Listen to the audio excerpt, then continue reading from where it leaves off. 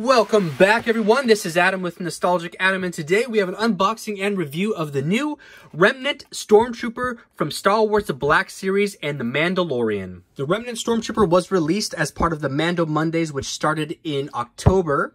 These Remnant Stormtroopers have the new box art. So starting on the side right here, you can see there is some etched pencil type of sketch moving all the way up to the rendered finished product of a Stormtrooper. And then moving to the back of the box, we have a brief description of the Remnant Stormtrooper as well as the final concept art.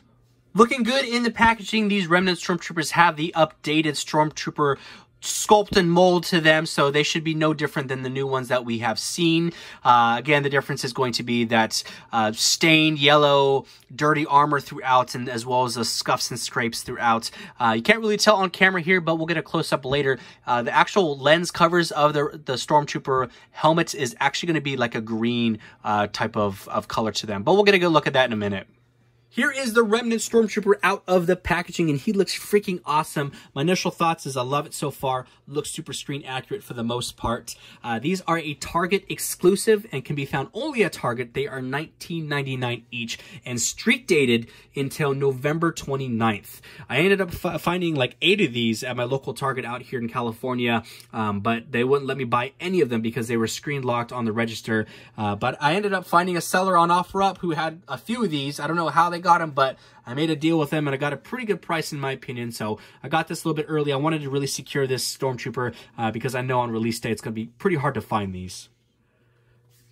Next to our dirty Remnant Stormtrooper, we have a very clean and new Stormtrooper. Right off the bat, you can see the differences between the two, the yellow discoloration and that pitting throughout.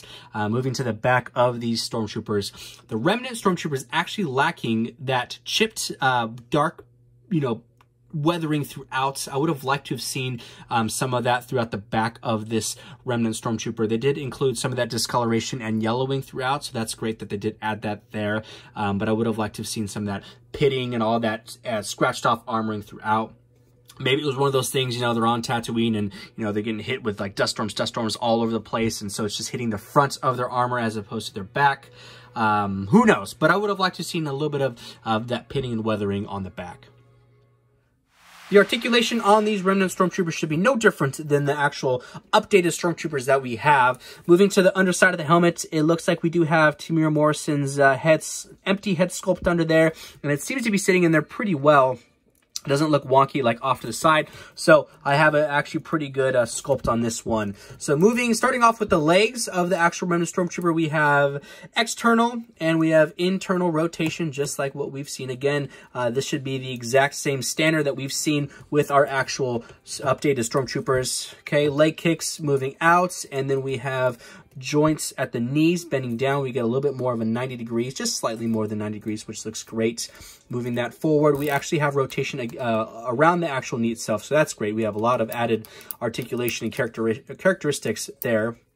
Moving to the foot, we have some forward flexion down, and then we can also bring that foot all the way up. Nice tight joints, really like this a lot. And then we can move that foot all the way around 360 as well. We have some nice weathering and yellow pattern look throughout there. The other leg should be exact same thing. Moving out, we have the splits right here, and we can rotate these legs out while we do the splits. So looking at the chest piece, I really like that this is loose right here, because when we do end up posing this Stormtrooper, it gives us some more play and some more give to give it some more realism throughout. Looking again at the torso, moving up, this chest piece will actually move with the actual Stormtrooper again, like we talked about. So we have some hyperextension there, and that'll give us some more range of motion, some more playability. We should be able to rotate this guy all the way around. Yes, we can. And then leaning onto his right hand side, doing some of those oblique workouts, and then the other side as well.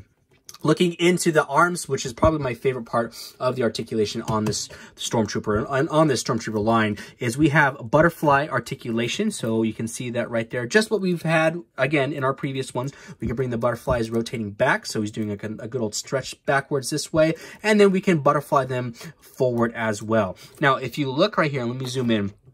if you look right here, you can see all that added extra details throughout, all those little lines as if he is actually wearing that Under Armour area. So that looks really good. I'm glad that they include those in these Stormtroopers. Again, added details goes for a long way in these. So, okay, butterflies moving forward, butterflies, and these shoulder pads are more of a softer type of plastic, so they will actually allow you to move around when you're actually posing guns and weapons. This shoulder pad, this soft type of plastic, is actually attached to the inner part of the actual butterfly joint. So we can bring this arm all the way out, and this is a softer plastic, so that'll move with us. We can rotate this all the way around, and then we have the butterfly joint this way. So this actually works really well, moving it around with this shoulder pad. There's no real big interference with that. Bring that in, we can bring this on up, and the shoulder pad again moves with us, and we can kind of move the shoulder pad along as we go as well. Moving into the elbow, we have more than a 90-degree break, moving all the way forwards. Great range of motion. Again, these Stormtroopers are top-notch. They're my favorite by far. Coming down, no hyperextension, which is fine. We don't want to break those arms off. We have our flexion coming from the actual radial joint of the hand. So we can bring this hand, let's bring it here, forward, boom, and backwards a little bit. You talking to me? Just like that. The other side of the arm will be no different. Again, we move this shoulder pad in. We can move the shoulder pad, so that'll give us, more posability. Moving into the head sculpt right here, you can see empty Tamira Morrison's head. People take those off, they heat them up, and they like to paint them. I'm not really good at that, so I won't do that. It's on a ball and socket joint, and we actually have articulation moving forward, so we can bring the head forward, backwards, and then a little bit off side to side as well. Not a whole lot. So lots of great characteristics here that we can give this actual Stormtrooper. Amazing. Love this. And 360 degrees all the way around. As promised, here is a close-up of the helmet lenses. If you can see that there, they have a green type of finish as opposed to the standard Black Series Stormtrooper. You can see that those are all black, and there's more of a green hinted hue to these. So I like that added detail. I'm glad they didn't just do an overall black lens on those. Here is our Black Series Remnant Stormtrooper standing next to our Vintage Collection 375 Remnant Stormtrooper. Wanted to do a nice comparison between the two since this is the only thing that we have to compare this Remnant Stormtrooper to. You can tell right off the bat we have both yellow discolorations throughout.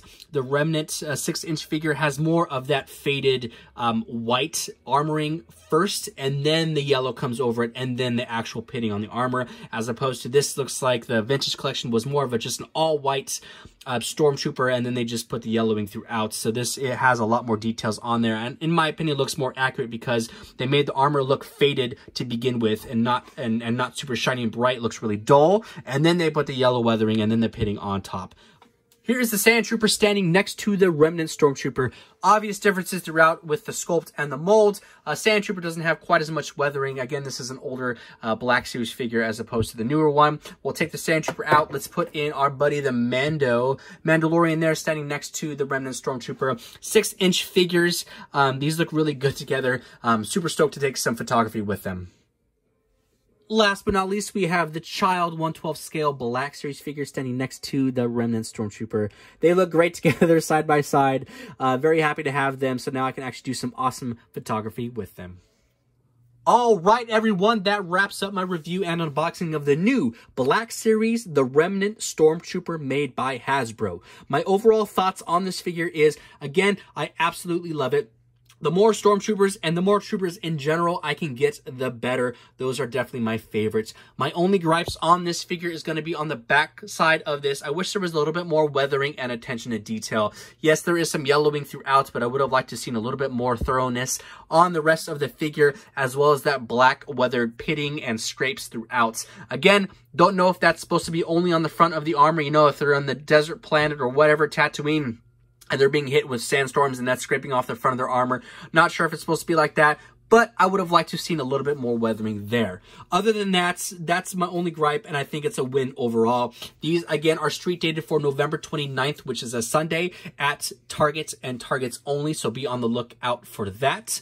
Other than that, I hope you enjoyed this video. Be sure to check me out on Instagram. My name is Nostalgic Adam, all one word, where I do toy photography, toy hunts, and all things toy related. Link in the description below. Be sure to check that out, and I will see y'all in the next video.